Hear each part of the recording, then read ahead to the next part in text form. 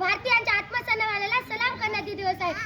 26 जानेवारी 1950 रोजी आपल्या देशाने स्वतःचे संविधान स्वीकारून जगाला सांगितले, आता भारत आपल्या स्वतःच्या कायद्याने, स्वतःच्या इच्छेने आणि स्वतःच्या स्वाभिमानाने चालणार आहे.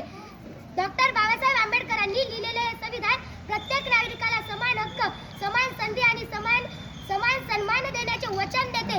जात, धर्म, भाषा, प्रदेश या भिंती पाडून मी आधी भारतीय आहे ही ओळख देणारे हे संविधान म्हणजे आपल्या लोकशाहीची खरी ताकद आहे. मित्रांनो,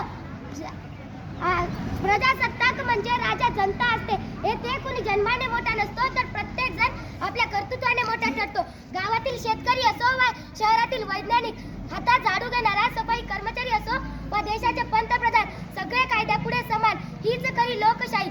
आपल्या स्वातंत्र्यासाठी लाखो वीरांचे रक्त सांडले. भगतसिंग, राजगुरू, चंद्रशेखर आझाद, सुभाषचंद्र बोस, महात्मा गांधी यांसारख्या असंख्य क्रांतिकारकांनी फक्त स्वातंत्र्य नव्हे तर सन्मानाने जगण्याचा हक्क मिळवून दिला. आज आपण ज्या संविधानाच्या छायेत उभे आहोत ते केवळ कायद्याचे पुस्तक नाही, तर ते सन्मानाने जगण्याचा हक्क मिळवून देतात. कोट्यवधी भारतीयांच्या स्वप्नांचा, संघर्षांचा आणि त्यागांचा इतिहास आहे. डॉक्टर बाबासाहेब आंबेडकरांनी लिहिलेले हे संविधान प्रत्येक नागरिकाला समान हक्क, समान संधी आणि समान सन्मान देण्याचे वचन देते. तुम्ही नव्हे तर तो आत्मपरीक्षणाचा दिवस आहे. आपण खरंच जबाबदार नागरिक असणार का? आपण मतदान करणार का?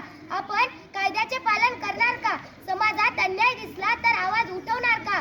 पण तुम्ही, कारण लोकशाही तेव्हा जिवंत राहते जेव्हा नागरिक जागरूक असतात. आजचा तरुण भारत ऊर्जा, कल्पकता आणि आत्मविश्वासाने भरलेला आहे. हाच तरुण देशाचे भविष्य घडवणारा आहे. तुम्ही डॉक्टर, इंजिनियर, अभियंता, शिक्षक, वकील काहीही व्हा, पण प्रामाणिक भारतीय व्हा. एवढंच सांगू इच्छिते, आपण तिरंग्याला सलाम करतो, पण त्या मागील मूल्यांना जपतो का? आपण संविधानाची पूजा करतो, पण त्यातील कर्तव्य पाळतो का? जर उत्तर होय असेल तरच आपण खरे प्रजासत्ताकवादी आहोत. शब्द संपवते. जय हिंद, जय